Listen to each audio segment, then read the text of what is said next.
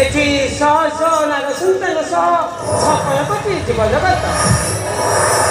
किए केतबेले कांदी थाए तो किए केतबेले हसी थाए हेले मूर्ख मनबे सुपथ को भूली जाई सुपथ को नियंत्रिया बोली जंतु मूर्ख नागभूषण राजधर्म वैजंत को नहीं बच्ची भ्रष्ट करी हेले मु कौन करी प्रभु जागे उच्च प्रभु रक्षा कर तुम रे सुंदर सृष्टि को नारायण नारायण नारायण उठा उठा है प्रभु जगत नाथ हुआ जागृत उठा जगतनाथ हुआ जागृत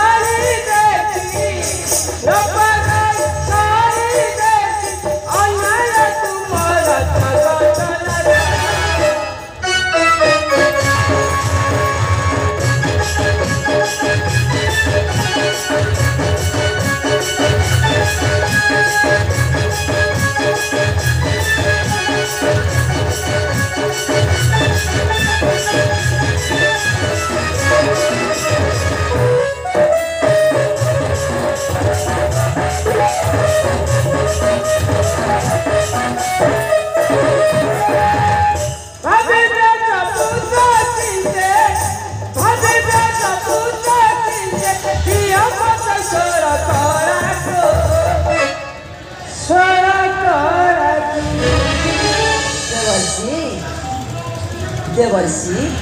प्रभु ए देवर्षि प्रणाम ग्रहण करंतु प्रभु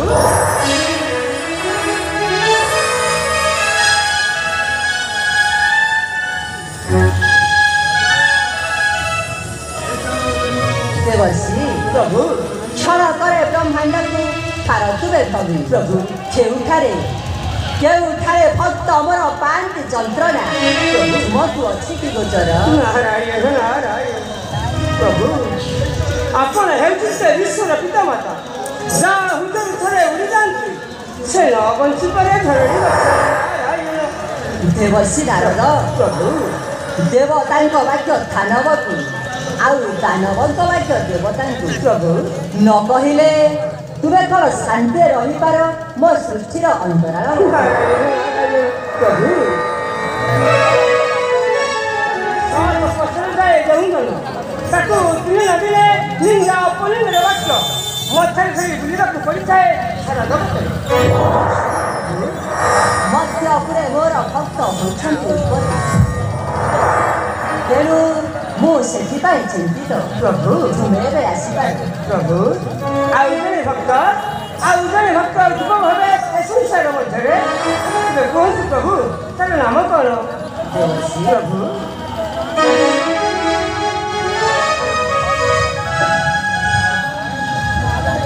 तेरे सुन देवर्षि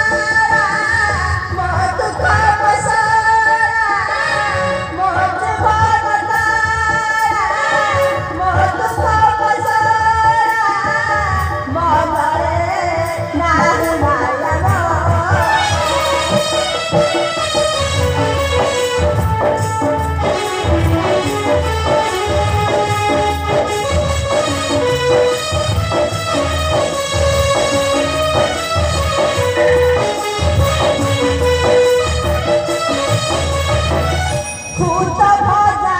खाए मोहि भूलली संसार मोसी से धन होला जीवन